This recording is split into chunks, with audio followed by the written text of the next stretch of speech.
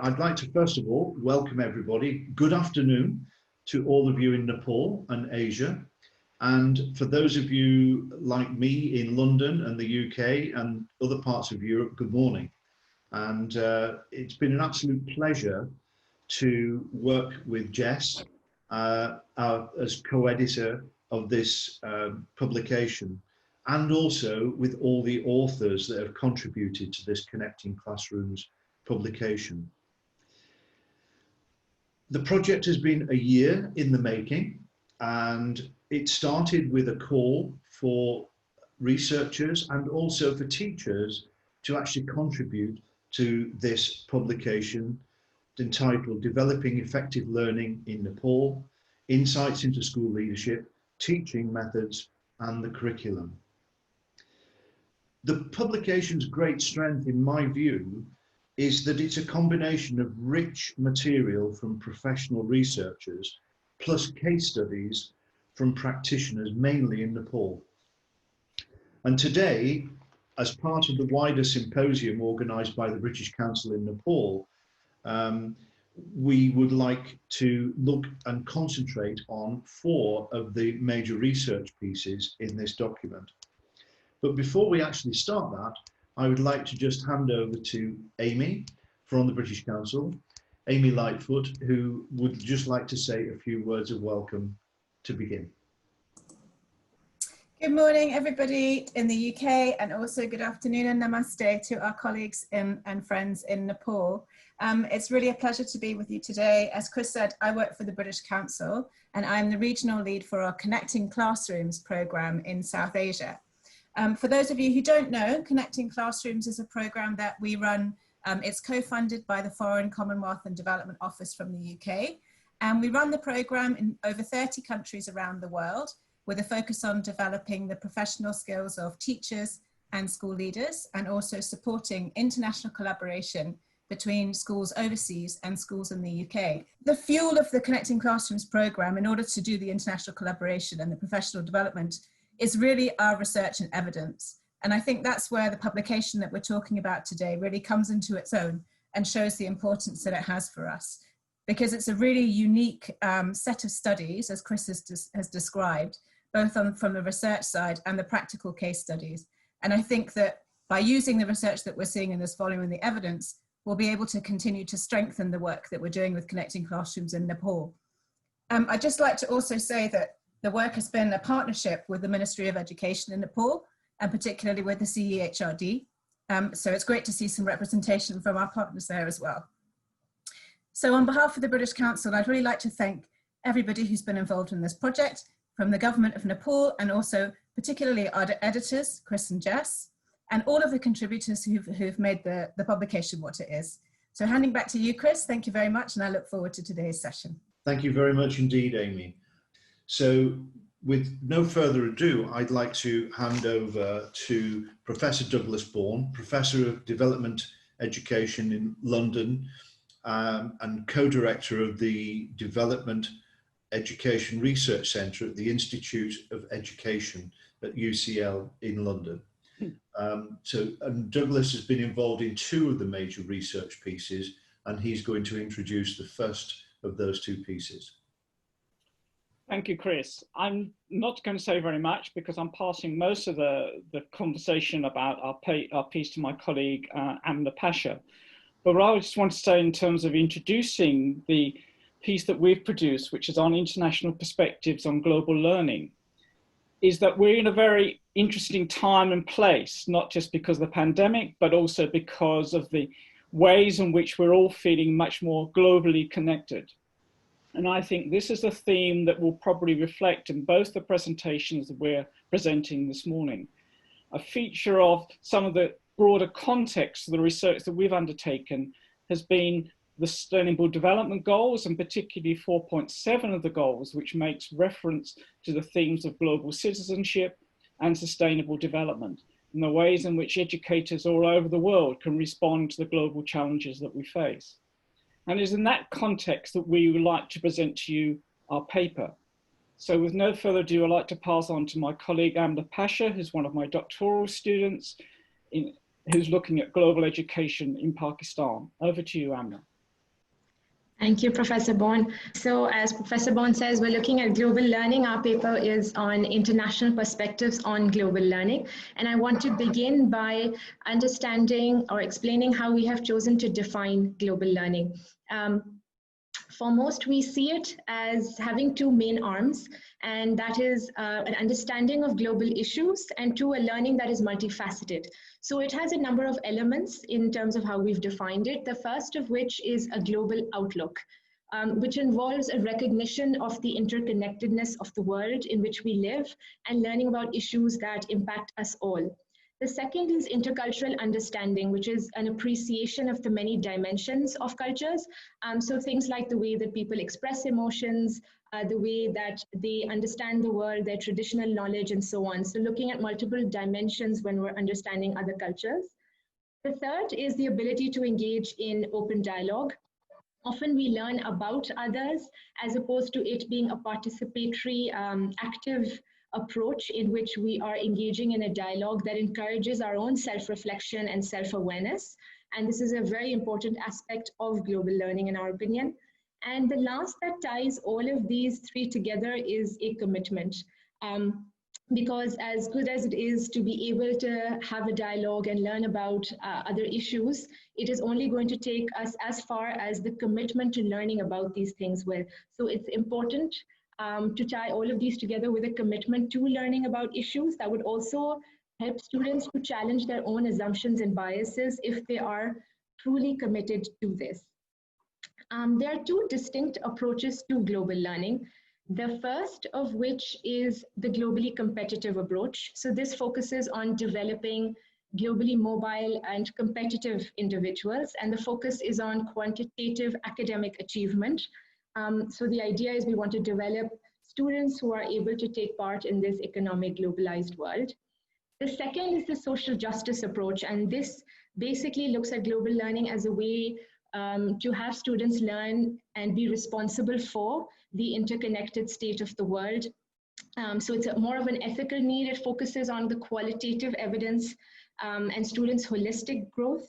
So Namrata Sharma's work on values-based education, for example, is a good example of this approach, especially in terms of linking it to contextual and regional areas, because she looks at Buddhist approaches to values-based education.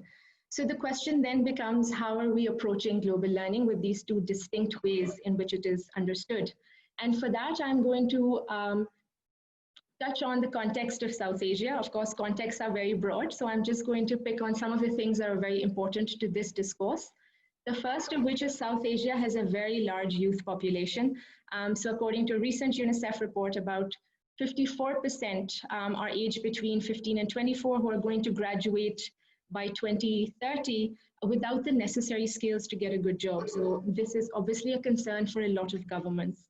The second is that a lot of countries within this region focus on fostering a strong national identity, perhaps, of course, because of their post-colonial past. So this is a fundamental piece of their policies. And the third is that educational policy in these areas often focus on access, enrollment, and completion, and less on quality elements, of course, because there are challenges of literacy, of dropout, high dropout rates, and so on.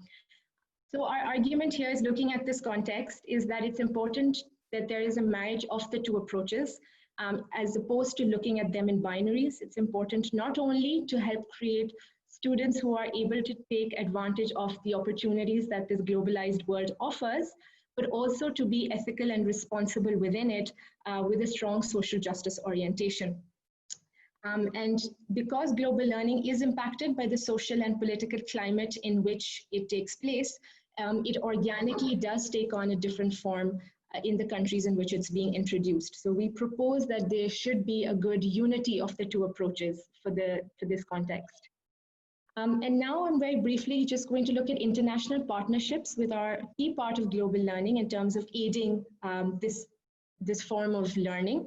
International partnerships are basically two schools or school communities in different areas that learn from each other. It gained popularity, of course, due to technology and increased mobility. Historically, a lot of these partnerships had a paternalistic approach, with those in the north kind of assisting and helping to impart new knowledge to those in the south. However, there has been a shift, and now it's a far more mutual relationship in terms of broadening cultural understanding and developing an international outlook within both schools. So finally, here in this last slide, what we're speaking about is what are the challenges and possibilities that global learning offers, and in the context of international partnerships. The first is we need to understand that global learning does require a pedagogical shift, and that can prove very challenging, particularly in contexts like those in South Asia, where teachers are largely untrained. In Pakistan, for example, we have large teacher absenteeism issues. Chalk and talk method is very, very common, and this is a big shift that we are expecting. So there needs to be an adequate support in place and a recognition that this is a massive shift that we are expecting of teachers. The second is related to the field itself, in that because there's such a spectrum, it's difficult to determine what is global learning and what is not. So some approaches could be soft, for example, focusing on visually embodied differences such as the clothes that a community wears or the food they eat or their festivals, as opposed to more critical understanding in terms of how they view the world and so on. And this spectrum is so large that it's difficult to determine what is global learning and what isn't. And the third is that there is a very important role for organizations and authorities to play in international partnerships, not just in creating them, but also sustaining them and providing support in terms of whether that's teacher training or infrastructure support. There is a strong role that they can play in really fostering these relationships. And last but not least is that with some culturally rich countries such as Nepal, there is a danger of exoticism, which we all should be cognizant of and ensure that when we are looking at these programs and creating these experiences, that we avoid any such sort of exoticism that can exist with such countries. That brings me to the end with some just key references for this presentation. And I'm going to end with our email addresses in case you would like to further this discussion with us, or if we are not able to get to your questions later. Thank you. Thank you, Amna, very, very much indeed. It's a fascinating piece, and I'm sure that people want to ask questions about it. We're going to move directly on, though, to the next presentation before we take questions on these two. And this one is the attributes of successful school leaders. And the main author, although there are several co-authors, the main author is Dr. Donnie Adams. Donnie is a senior lecturer at the Faculty of Education in the University of Malaya. He's also been the recipient of the University of Malaya's Bright Spark Scholarship and a University of Malaya's Excellence Award in 2016. And so I'd like to welcome Donnie and thank him for his work and hand over to him to outline his paper in our publication. Thank you, Donnie. Thank you very much, Chris, and I would like to extend a very warm welcome to everyone. So the piece that I worked on was on leading school turnaround and improvement. The very fact that all of us are here today is because of our main concern. We are concerned about curriculums that is taught in school. We are concerned whether our students are achieving highly, whether teachers are teaching the right things and whether the right pedagogies are in place. So we all have a common goal, the goal that is towards educational excellence. So I would like to share with you a little bit about the vital role in educational excellence, that is the school leadership. What can school principals do to achieve this educational excellence in their schools? So to begin with, I would like to just define what is actually turnaround school research.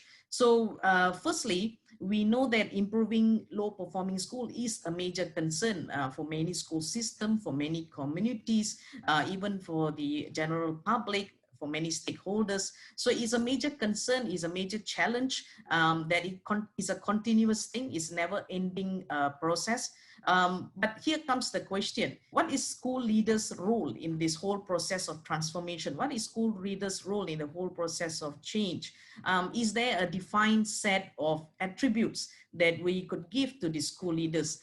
Is there some examples that we could follow?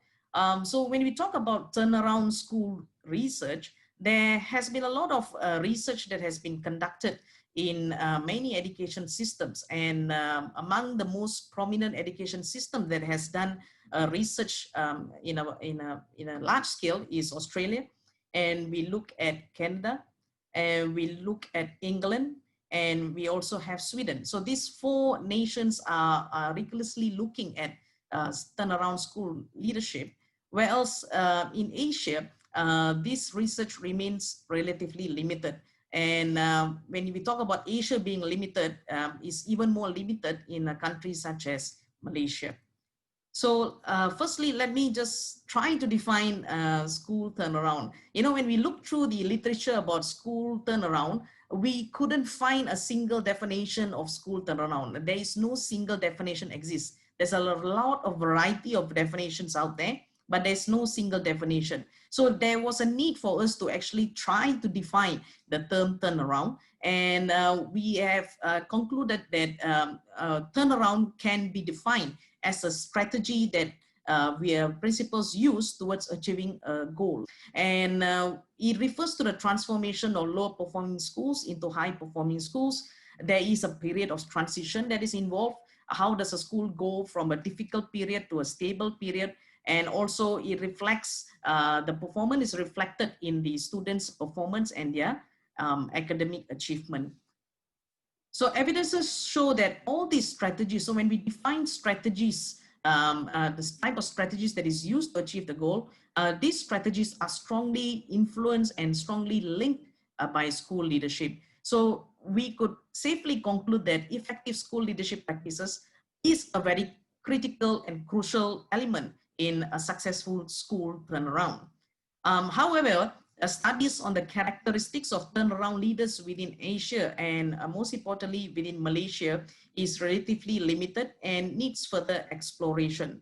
Thus, we decided to do a research on school turnaround, and the methodology that we employed was a qualitative approach using semi-structured interviews. It was just a small-scale research involving 5 school principals. However, the 5 school principals are those that has good track record, and the schools are selected based on the rapid improvement in their reputation, academic ranking, and community involvement. And out of this 5, we are focused on 3 secondary and 2 primary schools. So what are the demographics of the school principals that we looked at? Here are some of the details of the demographic. We can see that the year of appointment varies from 2012 to 2016, and all these principals are still active in their schools. And when we look at the experience as a principal, we can see that the experience also varies. The oldest principal that we have currently in the school is 8 years, whereas the new one, probably the latest one is about 3 years in the school. So this is a graph about the schools that we have explored. So I've labeled it as school 1 to 5. 3 arrows that I'm indicating here indicates that this is the 3rd year performance of the 5 schools. So you have year 1, 2, and 3. The 3rd year indicates there's a drop in performance. Yeah. So as I explained earlier, it's a continuous process. Sustainability is a challenge in a turnaround school. And the reason why the performance dropped because there was a change in the syllabus that is taught to the secondary school students and the primary school. So due to the short time frame of changing the syllabus and the students need to sit for the examination, there was a dip in performance. Yeah? But we can see that across year 1 and 2, across the 5 schools, there was a significant improvement in their performance. So what are some of the findings that we gained? What did this principal do in the turnaround process? So number 1 they shared with us was the changing attitudes and setting expectations. So the first thing that they focus is they looked to set a clear vision, and they told us that the school goals are extremely important, and the changing of the mindset of the staff that to focus on the students first mentality rather than the teachers first mentality. And immediately they all developed a strategic plan. Secondly, they led by example, and most importantly, they built trust relationships among the teachers and the school community. All of them agree that leadership should not be a top-down process. And they all of them agreed that observation was a key tool. You need to observe first before you give comments. You need to observe first before you make improvements. You need to know your staff first and know what they are doing before you eventually initiate change. Other findings includes empowering teachers to lead. So leadership is not just centered on the principal. Teachers have started to take the lead and they start to develop their capacity to lead others. There is a shared leadership now in the school community. There is an established clear chain of command and support due to a shared leadership. So there might be some confusion. Who do they refer to? Who makes the decision? So there was a clear established chain of command and support. And most importantly, teachers were made more accountable. And creating a conducive school climate was also a very significant theme in our research. And we found that these principals made a lot of effort to engage with parents, especially those from low socioeconomic settings. There was a tremendous strategy of outreach, care, and love. So they didn't look at punishing students if there was any misconduct, if there's any absenteeism. There was an outreach to actually go to the students' home and to find out why are they absent to school. They look for contributions for the more financially stable. All 5 schools are challenged in terms of resources and financial, but these principals took the effort to go out to the community and seek financial contribution. And these came from parents, private entities, public entities. And due to these efforts of involving the wider community in terms of providing resources and funding, the whole wider community is now directly involved and they have invested in the school improvement. So to conclude with, these are the 5 characteristics of successful school leaders that we have identified in our research. Number 1, all of them have a clear and inclusive vision for the school. Number 2, respectful trust and challenge for the staff. Number 3, attention to processes and structures for the organization. Number 4, they make effort to build relationship with external stakeholders. And number 5, they have high expectations and high support culture for students. So these are 5 characteristics that we have identified. And along with these 5 characteristics, there are 30 other strategies that has been identified as part of this research. So once the publication is published, you are feel free to actually go through and see what are 5 characteristics in more detail and the 30 strategies. So that's all for me. Thank you very much. If you would like to get in touch, this is my email, and I have a nice, wonderful quote for all of you just to reflect as we talk about school improvement. Thank you. Thank you very much indeed, Donnie. And what strikes me about your research is that your conclusions fit very nicely with the British Council's view on what makes for successful leaders in schools. I'd like to hand over now to Jess, who's going to take us through some questions. So over to you, Jess. Thank you very much. And thank you to Doug, Amna and Donnie. That was all really interesting. So we've got a good question, I think, from Gopal Prasad Bashyal, who's from Palpa in Nepal. He says, in Nepal, most community schools, which are government funded schools, the head teachers are more concerned with the administrative function.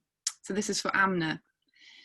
The head teachers are more concerned with the administrative function. In this context, how can we motivate them towards creating broader and more global learning environments in their institutions, rather than just being focused on administrative functions? Amna.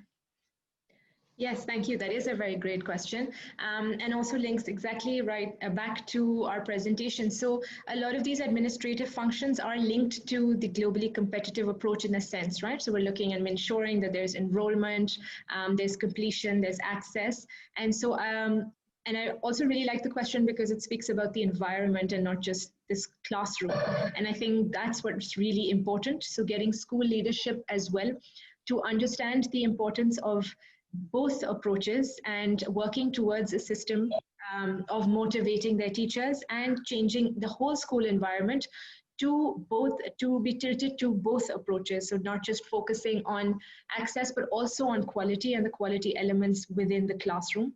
It's definitely difficult. I completely understand and agree in context, but I believe that if it comes from the school leadership and also that their teachers are motivated to understand the importance of what that can do in these contexts, I think there would be some significant change. I don't know if Professor Bourne would like to add anything to that. No, that's fine. That's fine. Great, thank you very much, Amna, and it is a really good question. So let's move on, and I'm going to bring back Professor Bourne again now to introduce his paper with Alina on core skills integration in the Nepalese secondary school curriculum. Thank you, Chris. I just want to say a couple of things before I pass on to my colleague Alina, who's one of my master's students, but lives and works in Nepal and training teachers.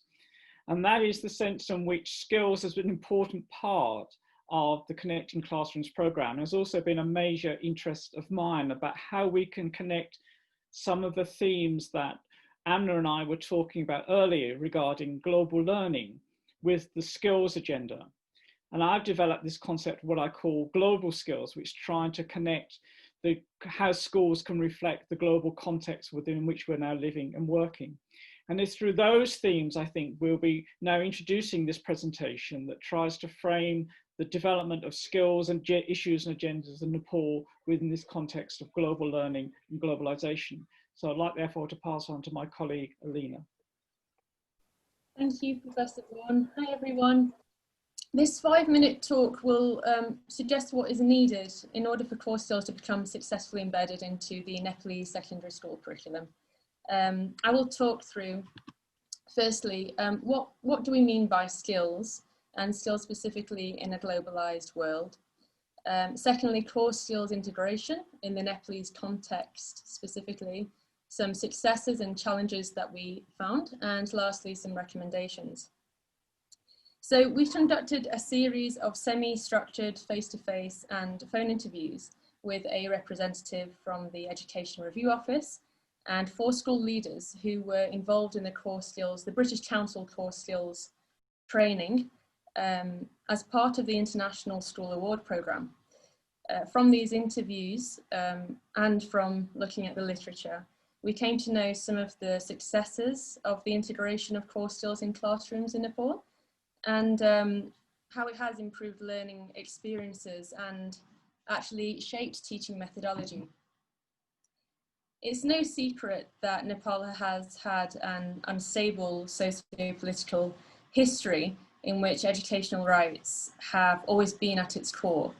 So how can the integration of skills development address the issues which have contributed to a lack of quality schooling? And how can skills development address the long legacy of discrimination and fortify efforts of inclusivity?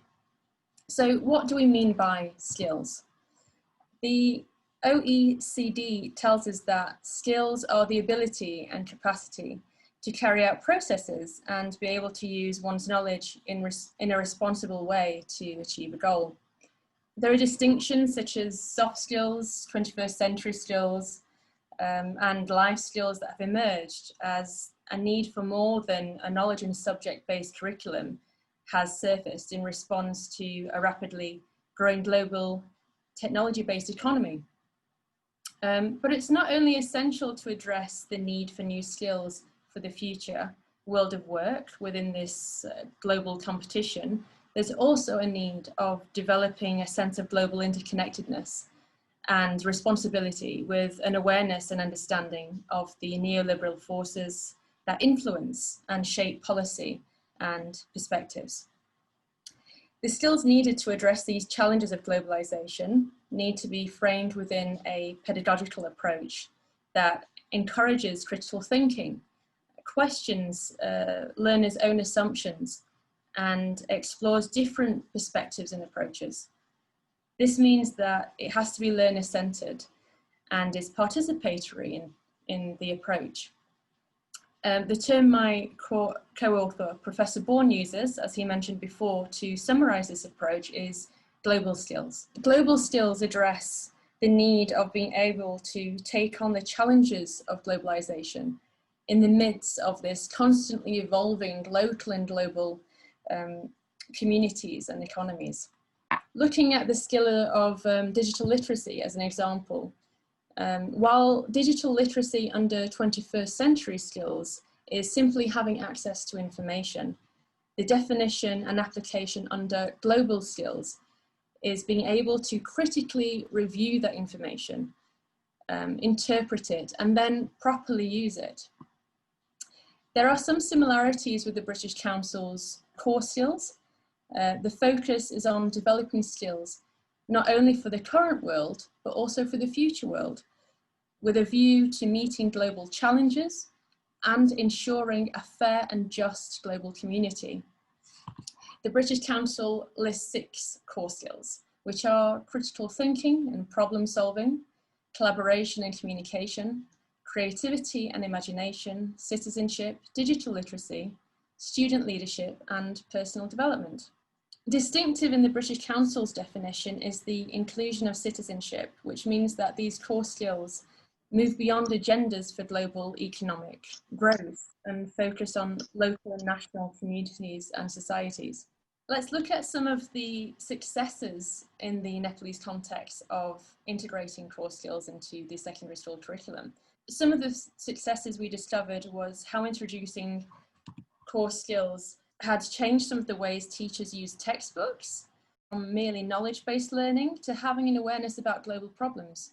Also mentioned was how we could teach core skills in such a way that brings together both local and international contexts, making it the most relevant to the learner. This would then fortify efforts of inclusivity in the classroom, which is of course a big challenge in the context of Nepal. Another huge advantage of core skills integration was managing large class sizes. One of the school leaders told us how by using the structure of the core skills program, he was able to manage the very large class sizes in his school through interactive group and pair work, rather than just memorization techniques. The interviewees all noted that a key barrier to embedding the 6 core skills in the curriculum was actually teacher motivation. With the vast majority of teachers untrained, it's too easy for them to revert back to traditional methods.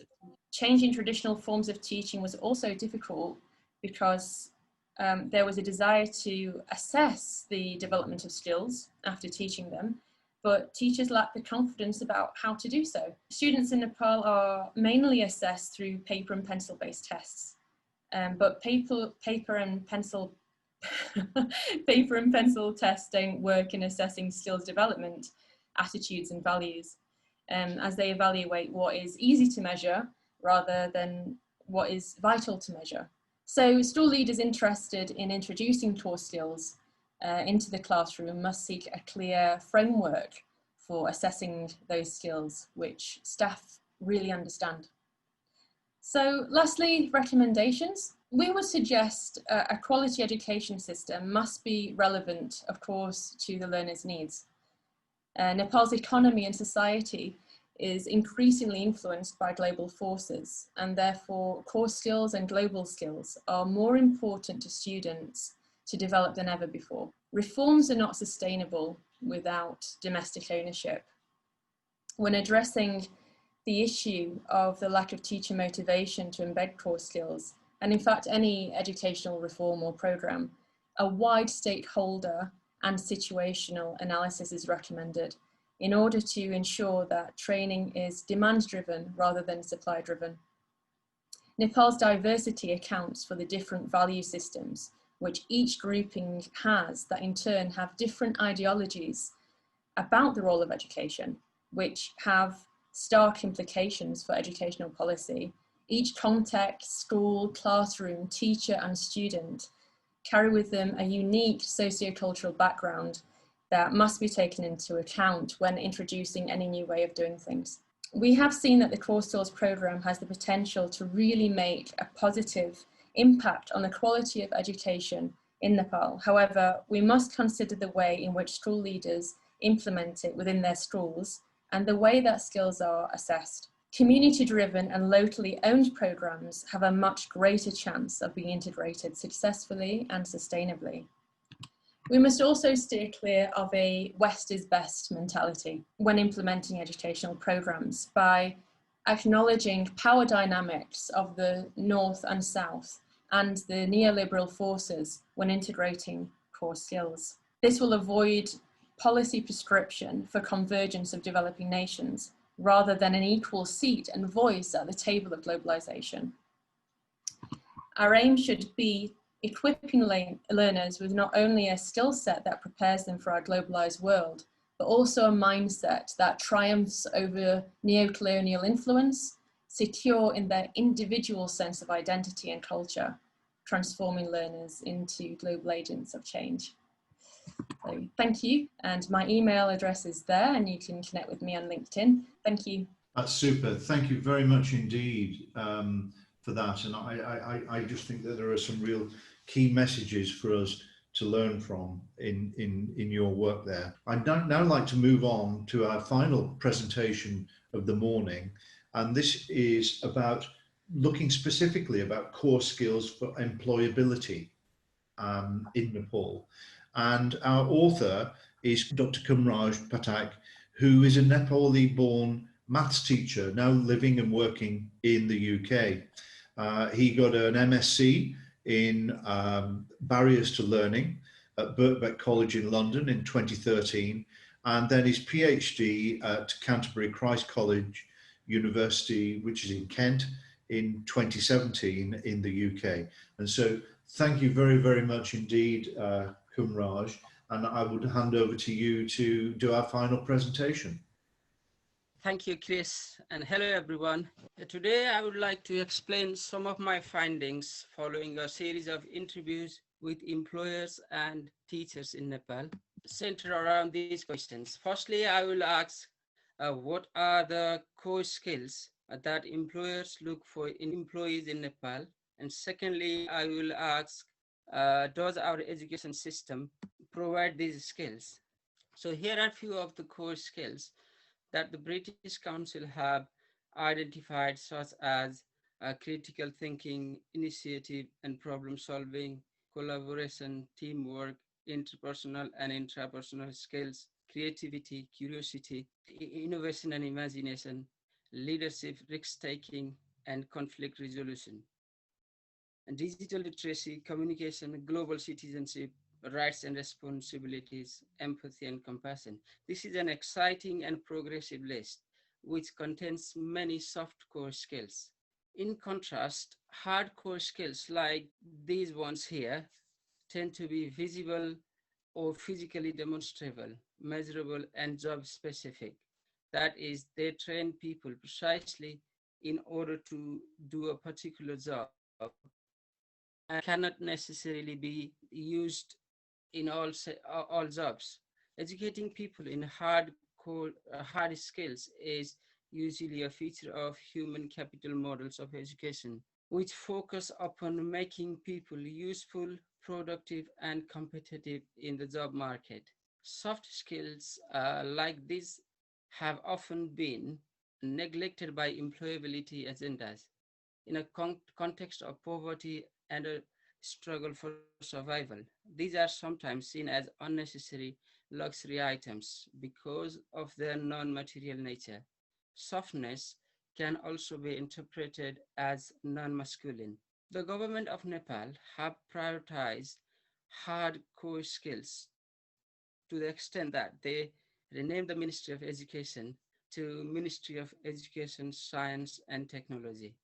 They have emphasized education as a means to employability, saying that education should be vocational, scientific, useful, and quality.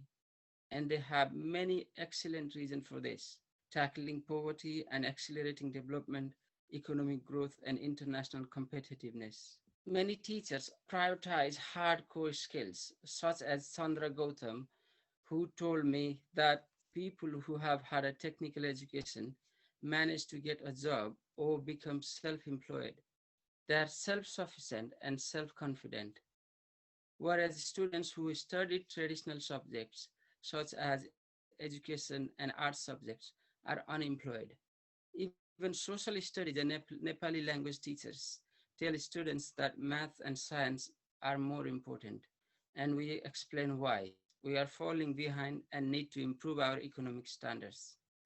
He even told parents to urge their children to choose money-making subjects. But an exclusive focus upon hardcore can be unfulfilling and limit our ways of working. Factory supervisor Hari Thapa said that the fear of failure hampered staff training. Staff were so scared of making a mistake that they continually asked for help, and they had a little motivation for career development. Shankar Jaisi, a bank manager, lack of initiative, creativity, and innovation meant that even educated students prefer to immigrate rather than apply their knowledge in Nepal. Poor soft core skills were also noted by teachers that I spoke to. Shanti Neupane said, "We usually explain a subject in depth, set some questions, then ask students to come up with their own ideas. But after a couple of days, still nothing. The school starts putting pressure on us, so I end up writing answers for my students that they just copy and rote learn." She would hold debates to foster critical thinking, but they were hampered by students' shyness and pressure from the school to deliver something quick and visible. Whilst the Nepalese school curriculum includes both hard and soft core skills, there remains a gulf between theory and practice. Excessive discipline makes students afraid of giving a wrong answer. Corporal punishment is still used in Nepalese schools and within families, despite the government outlawing it in September 2018. The course material are also quite rigid, and some encourage quite a conformist type of citizenship, where rule breaking and thinking differently are discouraged. Then there is a kind of subject snobbery, often supported by parents and guardians, where subjects that are perceived to make money, such as science, accounting, and IT, are valued far more than subjects which encourage sensitivity and critical thinking, such as philosophy, sociology, and literature. Underfunding is largely responsible for inadequate resources and performativity pressures.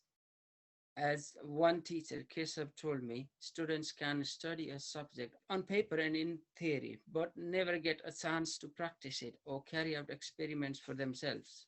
The emphasis is often upon quantity rather than quality, with large classes doing numerous tests rather than individual learners having time to express their feelings, critically reflect upon their opinions, and explore their ambitions. There is a strong perception that only good test results make a good school.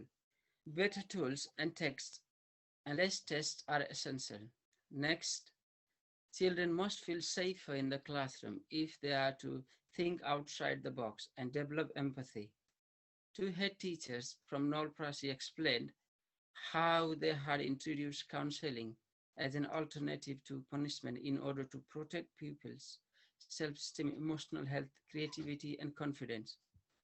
Finally, I would suggest the cultural contextualization of core skills teaching, using examples from traditional crafts, beliefs, customs, festivals, and agriculture, and utilizing the precious non-formal education of older generations and diverse ethnic groups. Nepali culture and society are already rich in soft core skills. For centuries, people in Nepal have worked together, shared each other's joys and pains, and used their initiative to survive untold horrors. Now we need to give young people the confidence to apply these skills, which flourish in communities, to the more challenging environment of work. We have to unlearn the perception that career development means becoming a cold, hard robot. We need lifelong learning, which develops soft core skills, whilst solving the local economy and its geographical challenges, and crucially, promoting Nepal's agricultural self-sufficiency and independence. The less fear there is in the classroom, the less intimidating the world of work will seem. Once Nepalese feel safe to let our creativity go free without fear and nurture of our existing strength, there is no limit to what we can achieve. Thank you. Thank you very much, Kumraj. That was great. Thank you.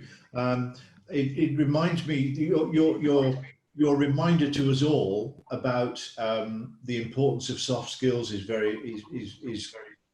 something that is actually an issue I find in many of the countries in which I've worked, and not least in the UK. Just a little anecdote, I was speaking to an employer a few months ago in the UK, and he was arguing that we should reintroduce grammar schools back into the UK for all pupils. And so I said, well, what are the skills for the young people that you want to employ that need the grammar school curriculum?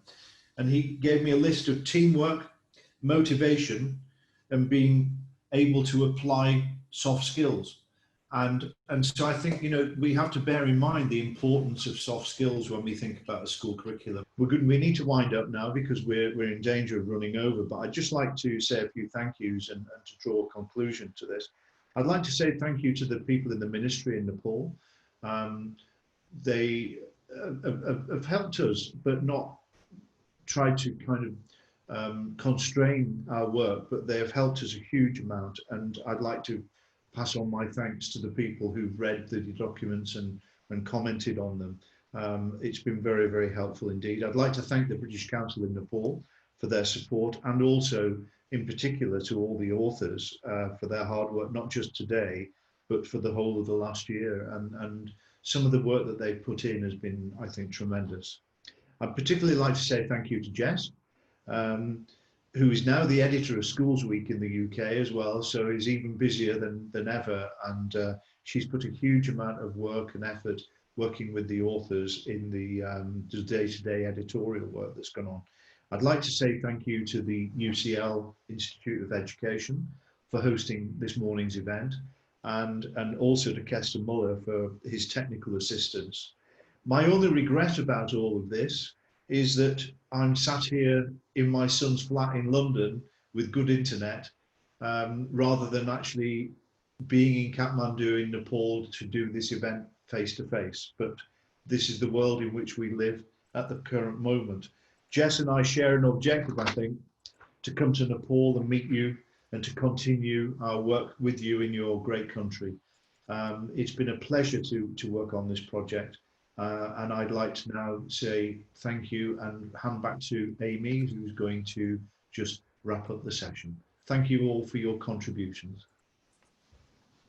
Thank you, everybody. And yes, just a very quick thank you from me as well. I know that we've had around 100 people watching and listening as we've gone through what's been a really fascinating session. So huge thank you from me and the British Council for all of the contributions from the speakers, and absolutely a massive thanks to particularly to Chris and Jess as the co-editors of this publication and for coordinating the event today. Also to the UCL team and Professor Douglas Bourne and his team and the speakers. Thank you very much. Please do take a look at the publication. It's packed full of really interesting insights. And yes, thanks again.